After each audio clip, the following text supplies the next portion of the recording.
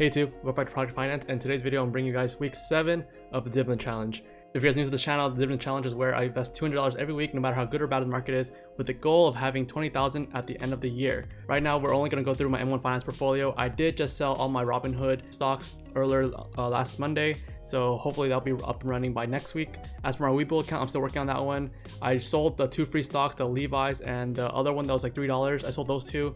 And I still have my T-Mobile, my AT&T, and my Starbucks on that. I'm planning to sell my Starbucks and my AT&T soon once the market hits the certain number I want to hit at. So that's me the 3 main platforms I'll be trading on. So hopefully we'll have Robinhood ready to go by next week. So this week news, nothing much changed since last week. More things are opening up in California. I went to the beach over the weekend and there's a lot more people than I thought there were going to be. The beach itself was like clear. You could probably find a really good spot on the beach. But walking along the beach on the sidewalk, it was pretty crowded. There were a lot of people walking. People were on bikes and scooters and skateboards and rollerblades, and they're all just passing us. So a lot more crowd than I thought it was going to be. I thought no one was going to be there, but it was even hard for us to find parking. And we went kind of early, like around 9 o'clock, 10 o'clock. And we left around 11 o'clock. And when we were leaving, you can see on the other side coming into the beach, they were backed up for a couple miles. I would say like at least 30 to 45 minute wait until you see the beach itself. So I think people are less afraid of going outside now, especially in Orange County where they lifted the no mask policy. So when we're walking, I say like about 90% of people were not wearing masks. So I think a lot of people were embracing the no mask policy being lifted. And it wasn't even that we were kind of far. I know like if you're walking like a hiking trail, you're kind of far away from the next person in front of you or behind you or to the side of you. But like literally people were like next to me and they weren't wearing a mask. So I would say that wasn't even 6 feet. I think about 2-3 feet, and they weren't wearing a mask. And I guess they were just not scared. Like I understand if like no one's around you, you don't have to wear a mask because kind of like who's gonna give you the virus. So it was very different how they were like literally next to you when they were zooming by on their bike. I'd say it's very interesting that they're not worried about the virus anymore. I think Orange County's numbers are kind of going down as well in comparison to our neighboring Los Angeles or San Bernardino. I think Los Angeles is more dense, so it's easier spread in that area versus Orange County where everything's more spread out. And I did see another video with people from Orange County kind of petitioning to city council about taking off the mask. Like a lot of people were really against wearing a mask in Orange County. And Orange County is more of a Republican county, so it makes sense. But yeah, other than that, I think nothing much changed between last week and this week. I was aware that when I was selling my stocks on Robinhood on Tuesday, a lot of stocks started dropping. So I'm expecting that my M1 Finance here isn't going to be as good as last week. But let's log in and see. And I think last week we were up 1,400, and let's see here. And we're up $701.83, up 7.44%. So if we look at the map on June 8th, we were at $12,551, and today we're at $12,079. And you kind of see it going down to June 11th, which is Thursday, and it came back up on Friday about $200. So the market was going down. And I did see another article that a lot of professional investors are like eating up these Robinhood investors, like the amateur investors that don't know what they're doing. For some reason, Hertz was going up. And if you guys know what Hertz is, it's a car rental agency. And then I think today it just filed bankruptcy. So like, why is it going up? You know, like all these amateur investors are just investing in stuff randomly and they're getting like killed out here. I wouldn't say that's a major reason why the market went down, but it could be one of the factors. We kind of see the downturn of the stocks due to stuff that came out this quarter. Didn't do as well as they thought it did, and you know that's where the result is. And I did ask M1 Finance why these numbers are different from the holdings. So first of all, the return, the reason why this number is different from the holdings number is because this is unrealized gains percentage. So that's just pretty much the difference between this and this equals to 5.66%. The number for the return here is money weighted return. I had to get educated on this. I didn't know what that was. So pretty much it's saying that the money here is weighted. So like if you were to invest $10 and it grew to $11, that's a 10%. But if you invest $100 and it grew to $110, that's worth more than my first $10 investment. So the money's weighted in terms of the gains. It especially makes sense where I invested $4,000 in the beginning right here, and then I invested another $6,000. So money got weighted heavier here at the $6,000 versus the $4,000.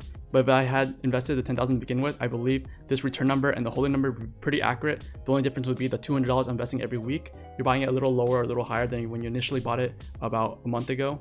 So this return percentage is more accurate in terms of the whole portfolio. It shows you how well your portfolio overall is doing versus your holding just shows you how well you're doing in terms of gains. And then the second question was, why isn't this earned dividends equal to the activity dividends? This is accounting for future dividends. So pretty summary, if you guys don't know how dividends work, pretty much if you hold a stock on a certain date, it's called ex-dividend date. If you hold a stock on that date, you're guaranteed a dividend depending on the dividend yield, but that money isn't given right away. It's given a future date, which is called the release date.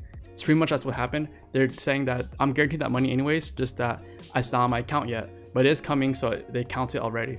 I personally don't like that because it's not here. It's kind of misleading, but I guess for whatever reason, they like to show it.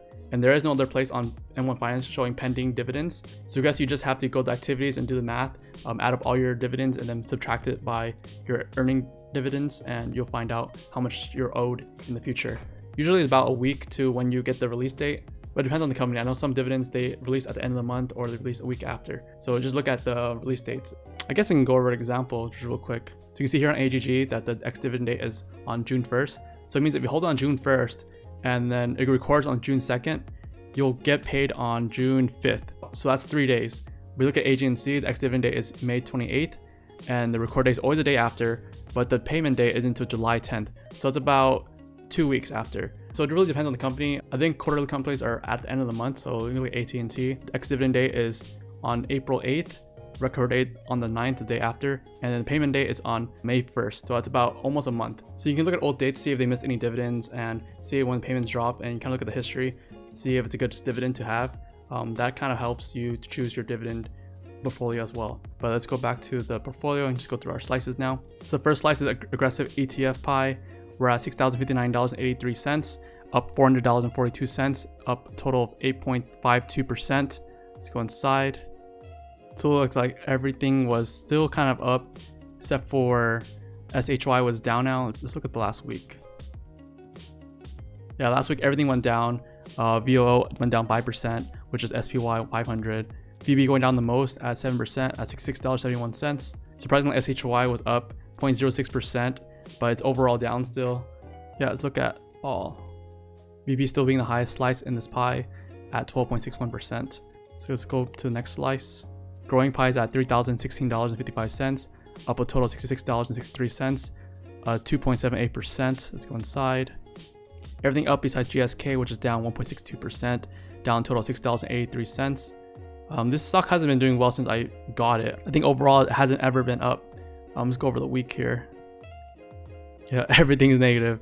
Exxon, which was high last week, went down 13%.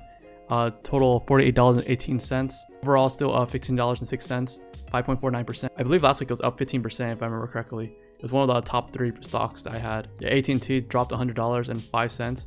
I sold it on my Robinhood account on Monday, so it's kind of on the higher side. So that was good that I sold it last Monday. Let's go back to last slice. Dividend hunting, we're at $3,003.14, up a total of $234.78, 10.05%. Let's go inside. Everything's overall up. I mean, it's a little weak though. Probably everything red. Yeah, everything's red. Not too bad. It's no more than 5-6%. AG&C down 5.33%. Not too bad. Let's go overall. Overall, still up 11%, so I'm not hating. So not too bad, not too bad. Let's go back here. Let's just look at the week view. I'm down. So we're down 260, 260, and 160. So about $680 that were down since last week. Yeah, that's a lot of money. We're at 12,300 and dropped. But yeah, slowly, hopefully it comes back up. It's actually pretty funny because my girlfriend saw my video from last week and she was like, oh my god, free money, you're up like $1,200. Oh my god, free, help me make an account. She saw it on Wednesday, but on Wednesday, like the market was coming down here and I'm like, oh, I probably lost it already. Like the market's dying right now and it's not free money, you know, the market, it's based on the market.